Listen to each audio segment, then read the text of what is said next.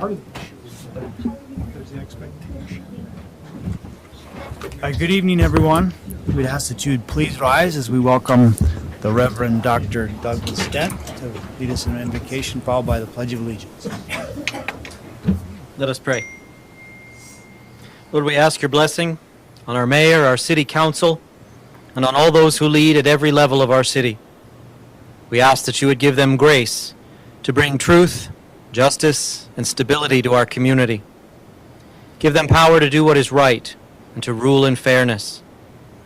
And may our community be known for its justice and its compassion.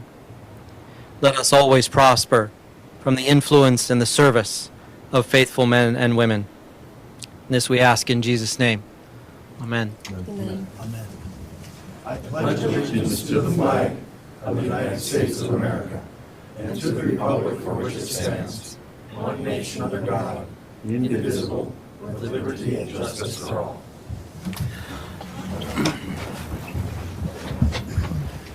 Well, good evening, everyone. It is August 1st, 2022, and I will call this meeting of the Fergus Falls City Council to order. Roll call, please. Here. Bonnie. Roofer is absent. Thompson. Here. Ferguson. Here. Josephson is absent. Hicks. Here. Fish. Here. Paper. Here. We have a quorum. First item of business is the approval of the agenda, and we will call on our city administrator, Andrew Bremsack. Good evening, Andrew. Good evening, Your Honor, council members. Thank you. We have a request to remove item number 10 from the consent agenda this evening. Otherwise, no additional changes or corrections to the agenda. Thank you for that, and with that, we can approve that agenda. I'll make that, Your Honor. Thank you, Anthony. Second it. Second with Brent. All in favor of that motion, say aye. Aye. Opposed, same sign. That motion carries. We have no public hearings this evening, no bids to award, and no business under petitions and communications. Under the consent agenda, there are 10 items that we will consider, unless there are others that anyone wants to pull off and discuss individually. Seeing none, I would entertain a resolution passing the 10 remaining items on the consent agenda. I'll offer that. Thank you, I'll second. Krista. Thank you, Jim. Roll call, please. Bonnie. Yes. Roofer. Yes. Thompson. Yes. Ferguson. Yes. Hicks. Yes. Fish. Yes. Paper. Yes. That resolution is approved. Item 10 is a resolution approving a conditional use permit for a car washing establishment in the B2 zone at 200 North Tower Road, as requested by Samuel Herzog and recommended by the Planning Commission. Anthony, you had a question on that. I think I was just kind of curious as to what else does a car wash kind of entail. Obviously, it requires water and sewer, and would the developer be looking for anything else from the city other than just approval to put it there? Your Honor, Councilmember Hicks, I can speak to that, and Clara can help me out. The only thing they need to operate the car wash is this conditional use permit, which is before you tonight. The zoning on this particular property is B2, and in our zoning code, it indicates that to operate a car wash in a B2, you need a conditional use permit. The developer has not requested any other participation from the city in any way, no tax abatement, TIF, any incentives or subsidies. So with this conditional use permit this evening, they are free to proceed, and all they would need is building permits to proceed with their project. And for the public, is there anything specific to the conditional use permit that's required within that zone, or does it just state that it needs a conditional use to operate in a B2? Simply states Correct. In fact, I believe the Planning Commission, Your Honor, Councilmember Hicks, approved a conditional use permit with no conditions. So just going through the process of the review. I mean, that's fine. I just wanted to make sure that they, because we do charge, I think, for water for car washes. Yeah. Because I remember we had a issue with the previous car wash application on that. Yep, there'll be, Your Honor, Councilmember Hicks, there'll be water access charges and sewer access charges that I believe Brian will calculate at the time, depending on the usage and some of those things. And that'll be paid up front to tap into the city mains for the project. Thank you. Would someone like to offer a resolution approving that conditional use permit? I'll make that, Your Honor. Thank you, Anthony. I'd like to second that. Thank you, Scott. Any further questions? Roll call, please. Bonnie, Yes. Rupert, Yes. Thompson, Yes. Ferguson. Yes. Hicks, Yes. Fish, Yes. Ingber. Yes. That resolution is approved. Under ordinance and resolutions, today we have a first reading of ordinance 30, 8th series, dealing with mobile food trucks. And we'll call on our community development manager, Clara Beck, to give us an update on where that stands before we have a first reading. Good evening, Clara. Good evening, thank you. Yes, this is also an update about the public outreach that has been done, so I'm going to give you just a little bit of the feedback that I received so that you can make any final recommendations, changes, and we can continue the process of the ordinance updates. So, I did a little video that I sent out to interested parties through the Chamber of Commerce and through Greater Fergus Falls's network. And that included included the original ordinance language, the proposed ordinance language, and then a form that the viewer could fill out to send in their comments. And it netted 5 responses, so 3 responses were in support of the changes as they were presented. 1 response was supporting the idea of a license or some sort of a mechanism to address the fact that food trucks do not pay property taxes. And one comment that was received just about an hour before this meeting that I did have time to put in here was about some questions and maybe some discussion points that the respondent would like to see addressed. So we'll just go through some of those. These are the responses that were in support of the changes as they were presented.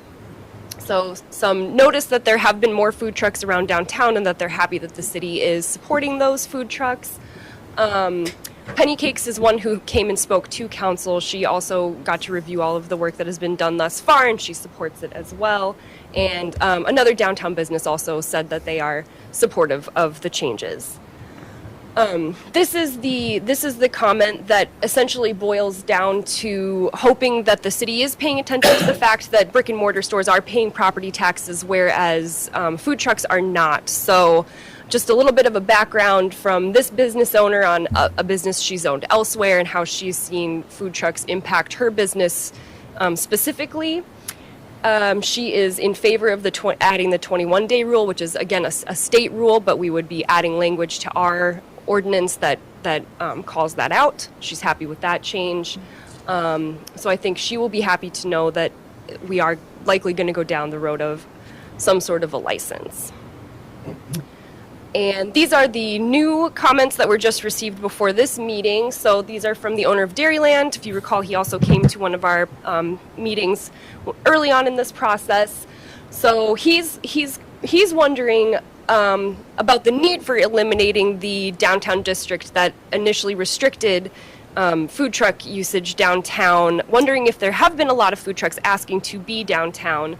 To this point, no, we really haven't gotten a lot of food trucks asking if they can be operating downtown outside of a special event. When special events are happening, we see them all the time. So it just sort of depends on what's happening. And he is mentioning that maybe we do keep it to just special events, but I think the fewer restrictions that we're placing and that we're having to enforce, probably the better in this case with food trucks, but I will allow you guys to do some discussion about that. And then he's also questioning the amount that we would maybe charge for a license, wants to make sure that that's a very thoughtful decision and we're not just trying to put a fee on something to put a fee on it. So the staff suggestion is that based on the feedback that we have received, which is that downtown businesses have not come out against the fact that we'd be removing those restrictions. We've just gotten the one question about it. Based on the fact that we had been talking about a licensure, staff is suggesting that we move forward with the ordinance as as the updates have been presented, with possibly one further change that Mr. Kwame noted. We had discussed removing the language about screening of generators. We think that's another point that's difficult to enforce and possibly not something that we need to be too concerned about, so potentially removing that language. And continuing forward with the rest of the changes and going down the path of a license. So that is the feedback that was received. That is the language that's before you tonight. Questions, comments, discussion? Yeah, go ahead, Scott. As far as the generator comments, my concern was the detail where it says they must be self-contained. And in most cases, the generators are portable and not on the unit. And so I think that just taking out the language about being self-contained would be appropriate.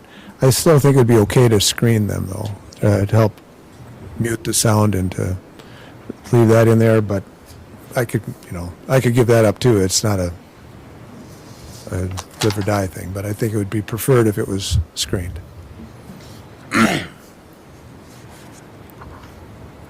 Thank you. Your Honor. Yeah. I think we just sort of said it has to comply with Minnesota statutes on noise. There is a statute about noise levels. I think it's 80 decibels. Okay. And I think we can probably introduce this evening, Ben. make these slight changes, come back, still have time to approve it for final reading. Yep. Other questions, comments?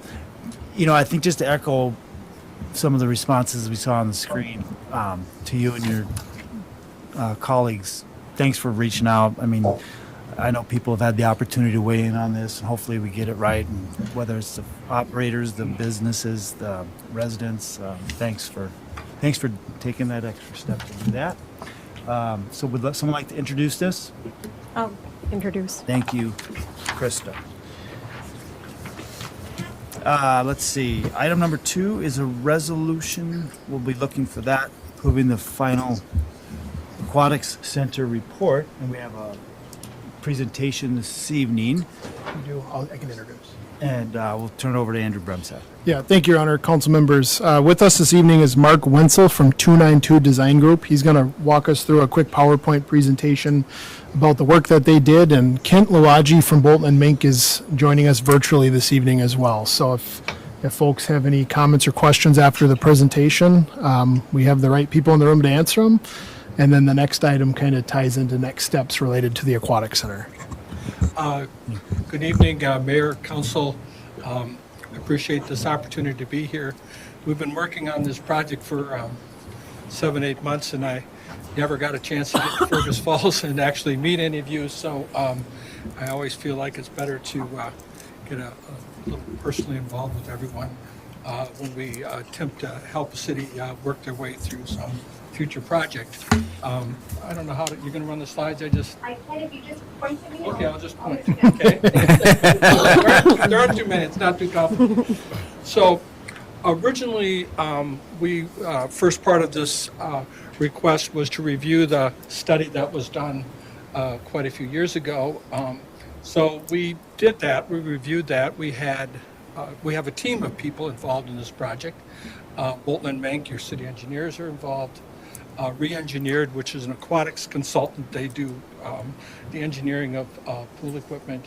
And Ballard and King, they are an operations and revenue consultant. And then 292 Design Group are architects that specialize in recreation facilities. So the four of us took a look at the previous study and found that it really was pretty inadequately funded. The cost estimates that were prepared for you, unfortunately, were way too optimistic. And of course, with inflation over time, it wasn't, that was just not an affordable project. There are some other issues with it, but that was the main criticism we found in doing it. So instead of just saying, okay, it's done, it's not going to work, we had some discussions about what could we come up with that would be an appropriate aquatic center for the city of Fergus Falls, for a city of your size, that's affordable for you and would provide some interesting and exciting, recreational amenity for the city. So we started working on a design and a process that would be somewhere around 9.5 million. So more than the original funded amount, but considerably less than what the estimate was for that last study for current dollars. So next slide. So through working with the committee and Andrew and folks, they selected Roosevelt Park, which seemed like a good selection to us. There's several advantages to it. We can maintain most of that park without interfering with it. There's parking across the street on Randolph Avenue, which helps reduce the amount of parking that would have to be built, which does two things. It saves green space and it saves cost. So it seemed like a very good site for the project. And this is the site plan of what we came up with. The number one dot there is the skate park that's there today, if that helps you find your spot. The two green dots there are the historic WPA structures, which are both quite handsome, and I think the aquatic center can fit nicely between them. Of course, Randolph Avenue to the north and North Burlington Avenue to the east. So we have two access points to the aquatic center coming off of Randolph and coming off of Burlington. We only provide about 30 parking spaces, but we think on-street parking and the parking at the school will work just fine. And on a peak hot day like we're going to have this week, this place will get pretty busy. The good news is it's multiple people in a car. It's mom with 4 kids or dad with 3 kids, whatever. And so if we have 300 or 400 people here, it doesn't mean we need 300 or 400 cars. So that's the good news about this. And of course, the less parking we build, the better it is for everyone. Next slide. So the main feature here, of course, is what's the aquatic features going to be? What's going to be in here? What's the exciting new stuff to have? So we have what we call 2 vessels, a lap pool vessel and a leisure pool vessel. The lap pool is kind of what you can kind of expect to see. It's a rectangular pool. It's 75 feet long because that's the regulation length for competitive swimming. So if there's a swim club that would like to have races or kids that would like to practice or adults that like to practice and see what their speed is comparative to other competition, they can do that in a 75-yard pool. Doesn't mean this is set up for racing. Doesn't have starting blocks and all that kind of stuff, but it gives people who are used to that kind of swimming the regulation length. It varies in depth to 4 feet at one end to 11 feet at the other end. So there's deep water, so people can dive at the edge. We don't have a diving board, but you can do diving at the edge safely. And have other sorts of things. You could do scuba lessons in here or things like that once you have some deep water at one end. But most of the pool will be about 4 feet deep. So it works well for a water aerobics class, for swim lessons, for playing basketball. A volleyball net could be stretched across here.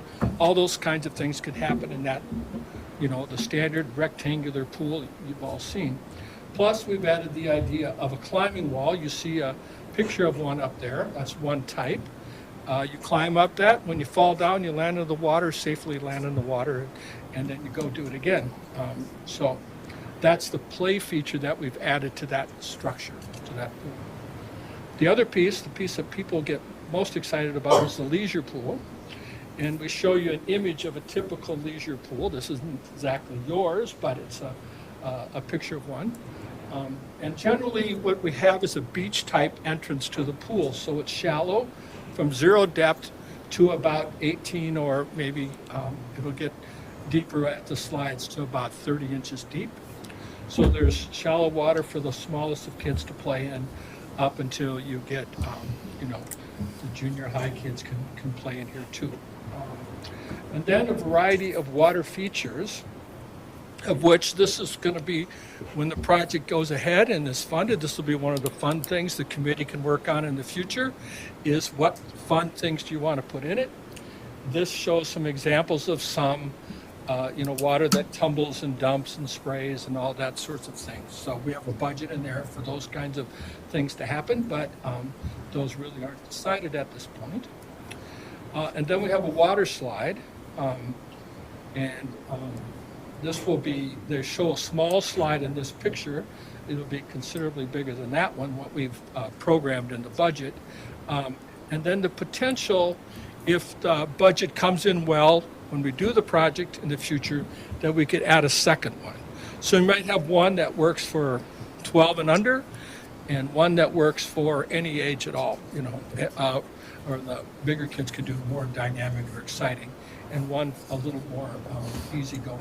So, and of course, there's deck space all around this, which you see kind of in that picture, places to put out lawn chairs and lounges and things like that. And then I think if you look at the upper right of that top picture, you see some umbrella-like structures. We've included a budget for some shade structures so that those not in the water don't get baked watching the people in the water. So, next slide. So, as part of this, we have a bathhouse, which of course is both required by code and necessary to operate the pool.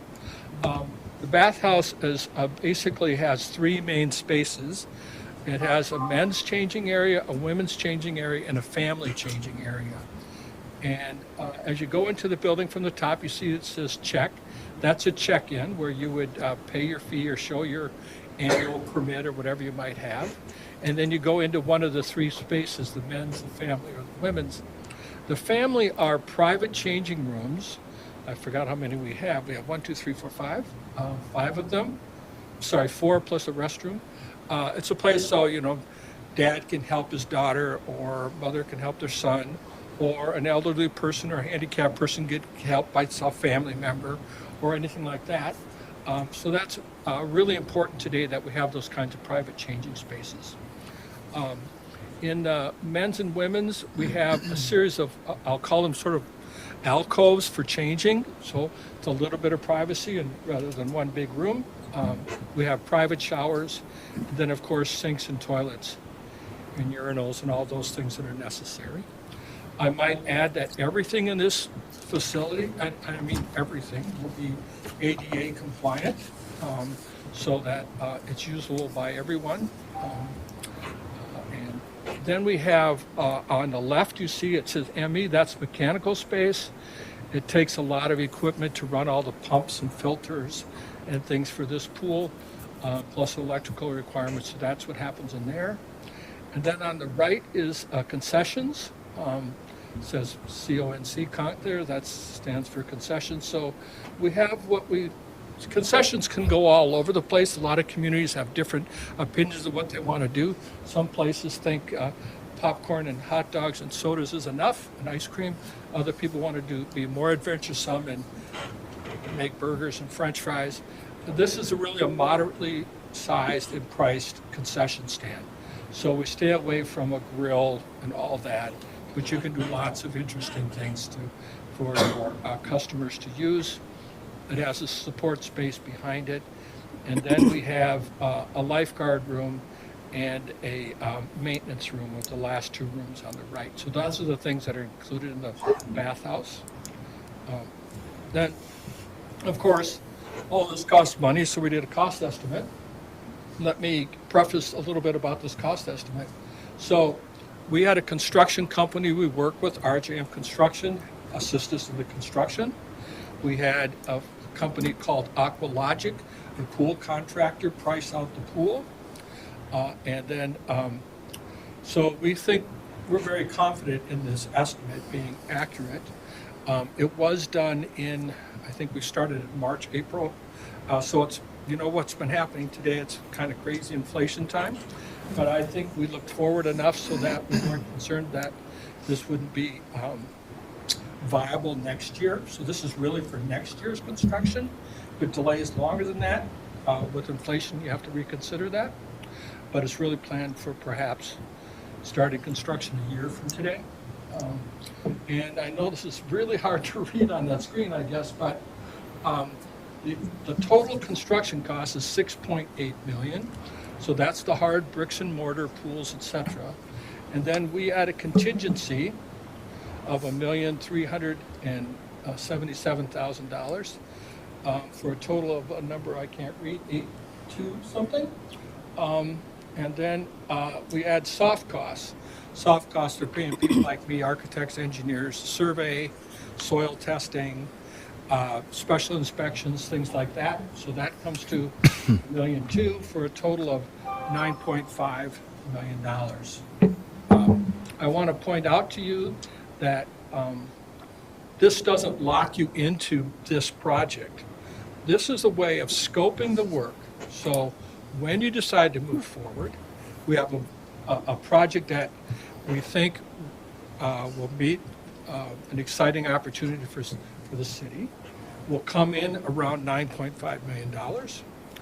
And as you work forward, if you decide, well, let's make this part a little bigger, let's make this part a little smaller, you still have freedom to do that. So it's not like this is the design and you're done. So, and I think the last slide, conceptual operating costs. So part of the study, Ballard King are, they're really nationally renowned revenue and operations consultants. They help cities determine what recreation facilities cost to operate on an annual basis. So they compared the potential for revenue, which you would get from daily use fees, annual passes, special events, etc., and what the operating costs would be to operate the facility on an annual basis. Now, I want to emphasize again, they use very conservative figures for cities because the worst thing they could do is make a promise to a city that this won't cost you any money, and it turns out it does. You've all heard of communities that have gotten locked into something that they weren't expecting, and then they're very disappointed with this bill they have.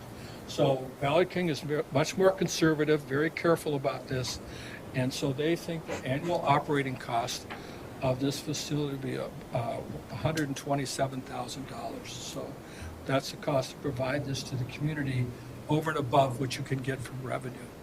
Now, there's a few other caveats I'll add to that. You can discuss as this goes forward again, well, maybe instead of charging $5, we're going to charge $8. And we think the residents will still pay it. Then you can increase your revenues. Now, you might get some fewer people to go.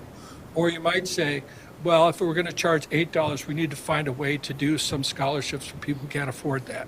So you might want to enter that into your discussion. So there's still lots of things to think about to get this where it operates at a cost that you're comfortable with doing. But you should know we're starting out with a number about $127,000. So, okay, now the last slide. So this is an image of what your facility would be like. This shows the bathhouse in the back, the leisure pool, the shade structure there on the right side, a water slide, and then the lap pool in the front. I want to encourage you again to realize that this is just a representation of what you could achieve with the budget we put out and not what we're going to build tomorrow, because we're certainly not there yet by any means. So I think that's it. If I can answer some questions, I would be glad to do that. Thank you, Mark. Questions? A question more for Andrew. On the wages, I mean, what are we paying lifeguards now? Well, I know we do it through the Y, but Yeah, we pay we pay a monthly amount to the YMCA, and the YMCA hires the lifeguard. So I couldn't tell you what they're paying them on an hourly basis. what do we pay them people that we hire seasonally to mow grass? We're, depending on how many years of service, we're about $12.50 an hour right now. But that's been moving every year. Yeah, because I mean, in some of the cost estimates, they're kind of down to $10.50 an hour. I kind of think that's low, but I'm not sure many people work for $10 an hour anymore. Yeah, I can't answer what number they Yeah. put in the report without actually reading the report, but I think they're fairly comfortable that they're meeting market wages for, this is high school kids during the summertime, Yeah. mostly. Other questions? Report. So at this time, I guess we would be looking for you have anything to add, Andrew? I do not, Your Honor. So we would be looking at this stage for just a resolution approving this final aquatic center report. I'll offer that, Your Honor. Thank you, Jim. I'll second. Thanks, Krista.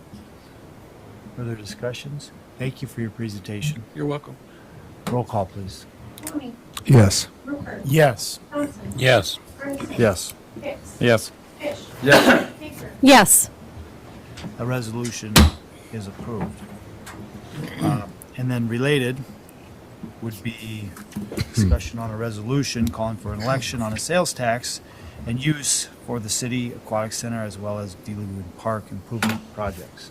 Yeah, thank you, Your Honor, council members. I will start by saying I'm not going to look for action this evening. We'll take action in 2 weeks because there are a few things we're still working through. But I will present kind of what we have and what we're looking at.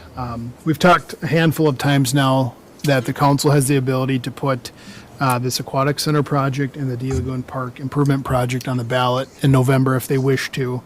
And if they wish to, they need to pass the resolution that is in the packet, which calls for calls for the election and approves the ballot language.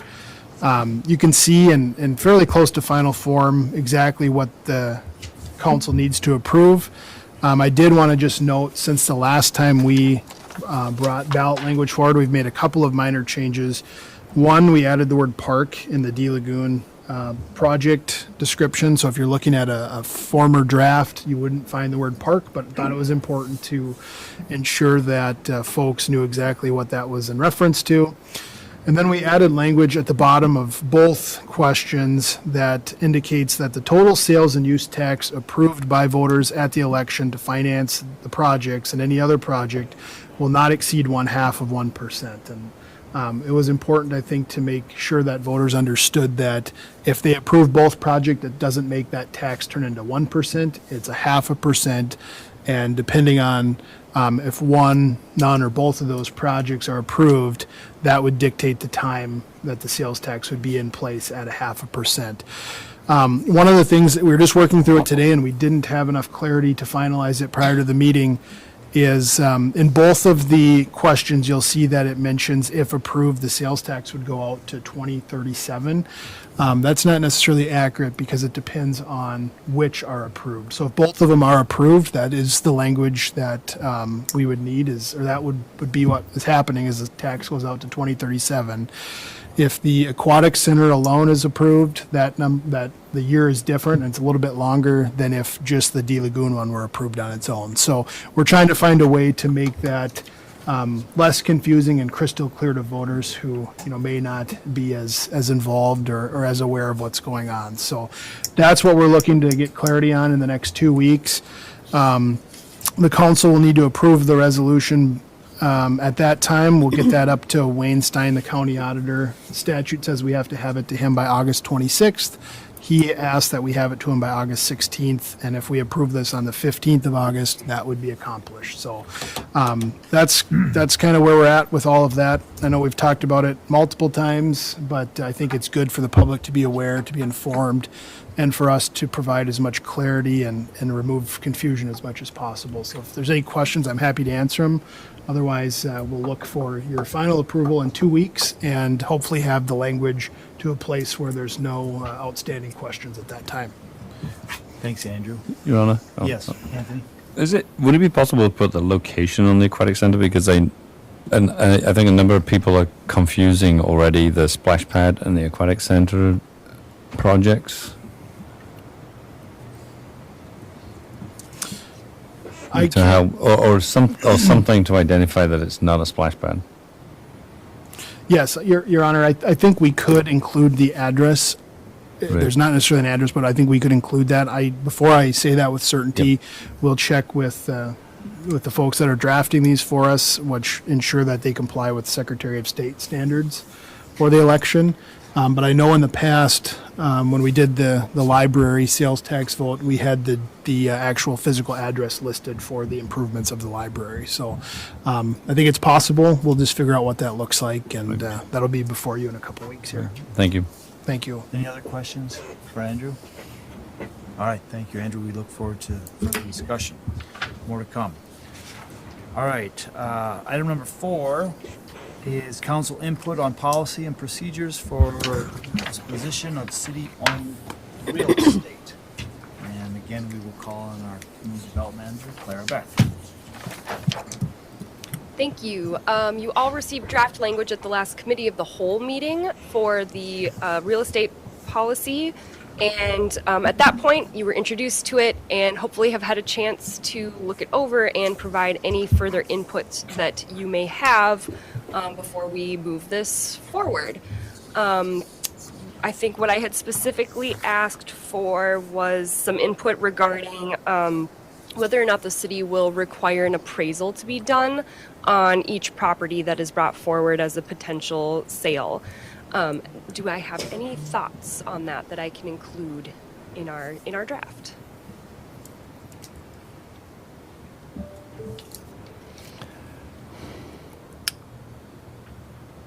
Seeing none, may I keep the language as it is then in the draft? Which does mean that we will be performing an appraisal when a piece of property is brought forward, a request is made for its purchase. Okay. On that, maybe I would somebody should comment, but I mean, I would think there's a cost, isn't there?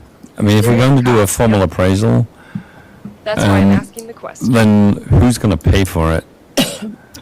So in other cities, it states that the city will pay the cost of the appraisal. And the language that I have in here now is contemplating that the city would pay for an appraisal. So why are we not happy with kind of like what we've done in the past and having sort of realtor? Well, that's the question. If you guys would prefer to stick with the realtor, I was trying not to reinvent the wheel and using language that other cities have used, and in other cities that seems to be a standard practice. But what we have done here is we have relied on market studies, so I'm happy to go either way with that language. You know, it would seem to me, for the sake of discussion, that some properties are going to be different than others. If we have a $10,000 little sliver of land, I mean, I think that the council will probably be okay with a market analysis if there's some real clear distinguishers. But at the same time, if you have a complex sale of a, I don't know, a business or some property that's really the public would benefit by having a full-blown appraisal, you would think that the council would and staff would be able to figure that, because we do seem to have a lot of very small parcels of land that are less than. I think, as you say, I don't know how we'd kind of put a ceiling in there, or sort of like if it's greater than, Or even just say at council's discretion, perform an appraisal. Yeah. Give us, I think the option to have it there is appropriate. Yeah. At a minimum, I think should personally have some sort of market analysis by a professional realtor at the very minimum. Yeah, I don't disagree with that. I think that's kind of what we've done in the past, and that's guided us well to this point. But yeah, as you say, if it's going to be complex, then sorry, I was reading. Yeah, no, I agree with that. Okay, does that give you the direction that you're looking for on that one? It does. And then just on the second page there, so the city has a policy within our charter, or not policy, but charter language that says that there will be 10 days that elapse between a sale being presented to council and then the council acting on that sale. So on the second page there is language about making the sale known to the public in some way, and then receiving comments, or if somebody would like to make an offer of their own, allowing a period of time. I'm suggesting that we match that period of time to the period of time that council has elapsing between the introduction of the sale and moving on a sale, which is 10 days. That also matches with what Planning Commission does for its public hearings. It makes sure that there's at least a 10-day stretch of time where that information is out in the public. I think that probably makes sense and is a decent amount of time for comment. And Is that 10 days or 10 working days? I think technically 10 working days. Rolf can. It's 10 days between a meeting, So it's 10 actual days. Calendar 10 days. consecutive Yeah, days. So we can't sell real estate without first introducing it and then waiting 10 full days and having another public meeting for the purpose of selling the real estate to approve a resolution. So for all intents and purposes, it's gonna be at least 2 weeks. It is. Unless we had a special meeting, which would probably not happen unless there was some really strange circumstances. Correct. If there was something that just absolutely you had to do, stick with the day 11, we need approval, we can always do that. But, Right. And it has to be introduced at a public meeting at a city council meeting. yes. I think that seems very reasonable, although the public, as the media's here, the public has the opportunity to know that the sale's going on, and it seems reasonable. Okay, so at least 10 days. Okay. Yep. Any other thoughts or comments? Ben mentioned the media, but that wasn't called out in the posting, so to speak. You had listed the website, the council agenda, and a sign-in, and I think that's adequate. So I'm not suggesting that we would require it to be in the paper or in a paper or on the radio or any other means, but to the degree that the media handles it, that's great, but I don't know that we would want to require it. Is that what you were after, or were you looking to actually require it to be published in the paper? I just, I didn't think that's what you meant, but when you said the media would be here, that's fine. There's no requirement under the charter that it be published other than just brought up at a meeting. Oh, is there? No. no. What? Well, I thought you said yesterday. Oh, no, no, I did not say that. I just said 10 days. I think that's Quietly. fine. Yep. Okay, so we're good there? Everyone else Yep. good? You have the direction you need? Yep. Okay, thank you, Thank you. Clara. Tonight, under claims, we have bills in the amount of $1,055,220.30. We'll look for someone to. We'll offer the resolution to pay the offer the Resolution, thank you, Jim. I'll second. Thank you, Krista. Any questions? I have one question, Ben. Uh-oh, you don't have a finance director, you've got a question. You've got a dilemma. No, I spoke with Guy Taylor earlier, and this would be one that would fall in his category. Go ahead. Among the things that were listed as not a big bill, but a $550 bill to install some motion detectors at Broadway Park. And I thought I'd give Guy an opportunity to tell us about the remodeling work and whatever else you want to tell us about the work at Broadway Park. Whatever else, okay. I thought it would open an opportunity for you just to give us a quick 1 minute. Yeah, if so you the bathroom structure at Broadway Park was probably a 50-year-old structure and just needed a facelift. So park staff this spring just gave it that facelift. Reworked the design of it, so now the bathrooms, you're entering into the bathrooms from the outside on the south side of the building. The other area that was a warming house when there was a skating rink on that property, that now is a garage. There's an overhead door in the building, and got new siding, new roofing, and just put a good face on a building that had good bones. So it's gotten a lot of good use already this summer, culminating with Big Friday on Friday this week. A lot of good baseball will be played there on the site, and hopefully everybody stays hydrated. It's going to be a hot day.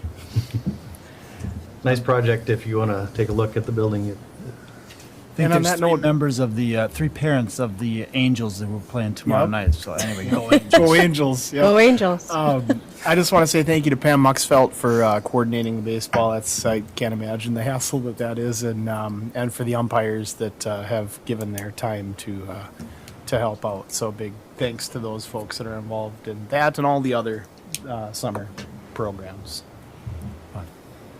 All right, so we have a motion, motion to offer the resolution, resolution in a second. Any further questions? Roll call, please. Conley, Yes. Hooper, Yes. Thompson, Yes. Ferguson, Yes. Hicks, Yes. Fish, Yes. Hager. Yes. That resolution is approved. Under Board Committee and Department reports, we have a Planning Commission transitional housing update. Again, we'll call on Claire Beck. Thank you. So this is coming full circle after a year, I think, of back and forth. But the Planning Commission, well, in summer of 2021, there was a community organization called the Welcome House that came forward to the city to discuss the option for transitional housing in the R1 zone. A subcommittee was put in place to study whether or not that was the right fit, a community need that needed to be met, and if there should be a zoning update made. So it was membership from both Planning Commission and City Council. Scott Kwame was our member from the council who served on that with a couple members of the Planning Commission. They met twice in January of 2022 and presented council with some proposed changes to the zoning code. Council did not accept those changes and pushed the work back to Planning Commission to take another look. The main issue at hand was whether or not it was the right fit to have that use in an R1 zone. So the subcommittee came back together, included some members of the county who are housing experts and are licensing experts as well for different kinds of transitional housing. Also included law enforcement. Chief Berggren was part of the discussion, just to get a little bit further into it with the smaller group. And the group has now decided that they are not recommending any zoning changes at this point, so nothing new will be coming forward to council from that subcommittee. Thank you. Thank you, Clara. Stand by the stand. Under reports from staff and administrative officers, we'll be looking for a motion providing a statement of support from the mayor and city council for an application by Springboard for the Arts for their NEA's Our Town grant program. And I know Michelle is here, and I think Clara will probably want to say a few words as well.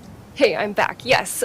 So the city was approached by Springboard for the Arts. We have been a longtime partner with Springboard through various projects, including we have an NEA grant that they are part of for our downtown riverfront project. So it's a natural partnership. We have watched the Hinge Arts program be very successful over the last several years. I think it's 7 years now, right, Michelle? And they are now going to be entering into a new phase of that program and has brought the city back on board to be part of that. They did some visioning sessions earlier this spring, which I got to be part of, and really excited with the direction that they are going. Michelle can answer some questions about that direction, but in the memo that I presented, they are going to be engaging with small business owners, creative businesses within the city of Fergus Falls, and including a tourism component as well. So maybe some targeted visits from artists and people interested in the arts who can then come to Fergus Falls, experience the art scene that we have here, while being supported by Springboard for the Arts and the amazing work that they do. So what Springboard is asking for tonight is a letter of support coming from the mayor and from the council that they can then include in their application to the National Endowment for the Arts Our Town program. They are not asking for any kind of a financial match. This is simply a partnership in just the work that will be done. So the city will be part of continued visioning, continued work on the program, but not from any financial capacity. So I will maybe let Michelle answer any questions that pop up, but I think this is a great fit and a great direction for us to go. Thank you, Clara. Thanks, Michelle, for being here and the work that you've done on this. This is an impactful program. It has been for 7 years to the community. So best of luck continuing it. Anyone have any questions for Michelle? Did you want to talk? Did you want to give us, why don't you just tell us briefly, like, kind of some of the changes in the direction? Yeah, 'Cause I know since that- I'm here. After Good to see being you all. at Blandon, she wants to get up there. So. Yeah. Yeah. Yeah, I'll just share. I mean, Clara gave great context, but after 7 years, as many of you know, the Hinge residency is really centered on the Kirkbride building, and we have done a lot of just evaluation and reflection, and we feel like at this point, the goals we initially set out to fulfill when we first got involved with the Kirkbride, we feel that we've accomplished what we wanted to there and kind of facilitating conversations and storytelling about the Kirkbride building. So we're ready to find some new focus areas, and that's where a lot of the downtown arts and culture organizations come in.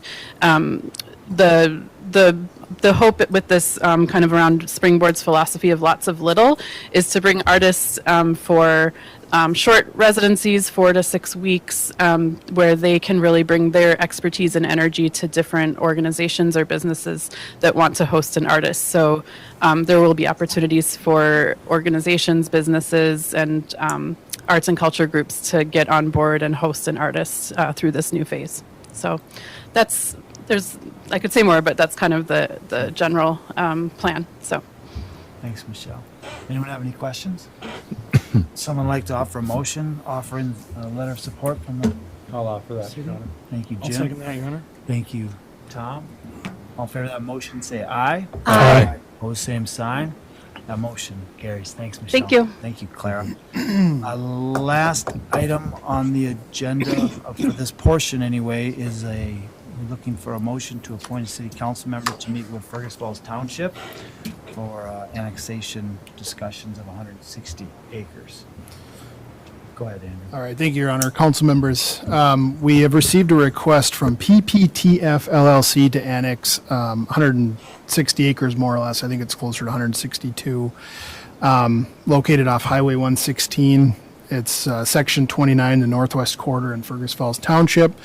And the easiest way to accomplish this annexation request is to work with Fergus Falls Township on a joint resolution. We've done this multiple times with multiple townships, and in the past, what we've done is we've designated a city council member to go to the township board, make the request for the joint resolution, and talk about, what we're looking at doing.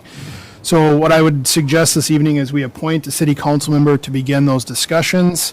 We'll report back how those discussions are going, and if we have success with that, we will, of course, have a joint resolution to act on in the future. There was a map within your packet this evening. You can see the highlighted parcel there.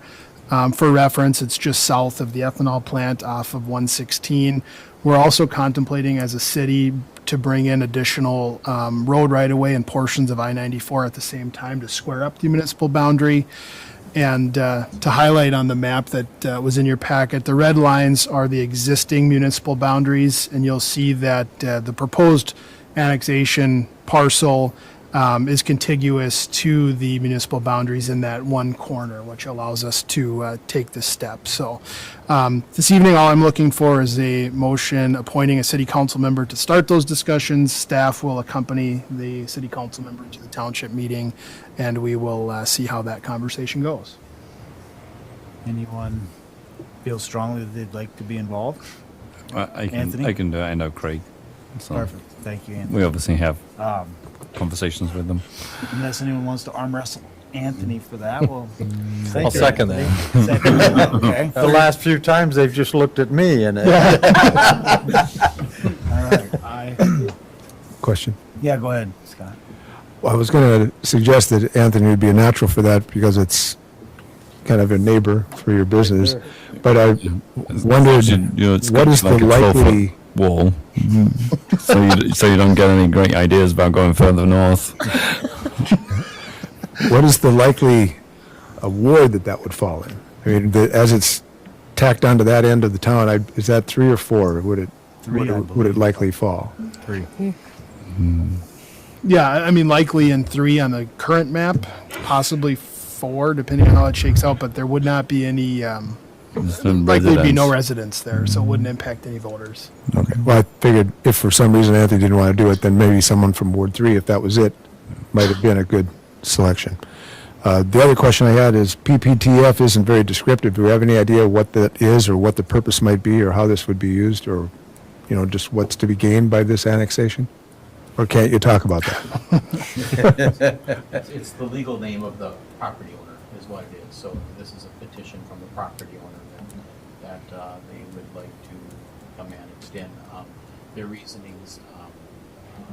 They are not having that at this point. They're just making an annexation request. And so we're just trying to facilitate the request by doing what we normally do and start the conversation. But I suspect there'll be more information coming. Very good. I have nothing to add.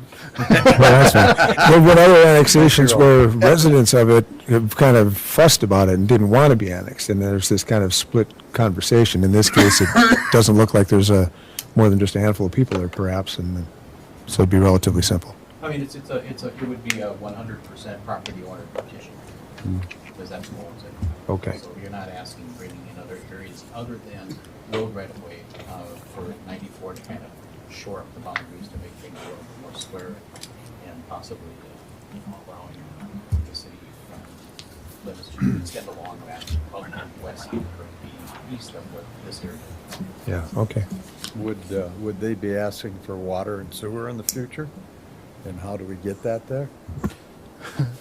Your Honor, Councilmember Fish, yes, we're not prepared to answer that question this evening, but we are working on that. Okay. So this motion just allows us to start the conversations with the township, with more to come, I guess. Is later. Yep. So, right. I'm good. Good. Any other questions? We have a motion and a second. All in favor of that motion, say aye. Aye. Opposed, same sign. That motion carries. Thank you, Anthony, for doing that. All right, and there is no old or unfinished business. Couple announcements. Want to make sure that people know the filing opens for city council seats. 7:30 tomorrow morning. Come to City Hall between 7:30 and 4:30. 7:30 and 5 the next 2 weeks. 5 next, Fridays it'll be from 7:30 to 11. and that opens tomorrow, August 2nd, closes August 16th at 5 o'clock. If somewhere in the middle of there, we have a primary election next week as well. That's right. Primary election polls open at 7, remain open till 8 p.m. That's August 9th. There is some changes, so make sure people, if they have questions about your polling place, they can call, right? We can help them get them directed to the right place. Get out there and vote. Next city council meeting, 2 weeks, August 15th. Anything else from anyone? If not, we're going to adjourn to a closed session to discuss pending or threatened litigation based on attorney-client privilege permitted by Minnesota statute section 13D.05. And we will not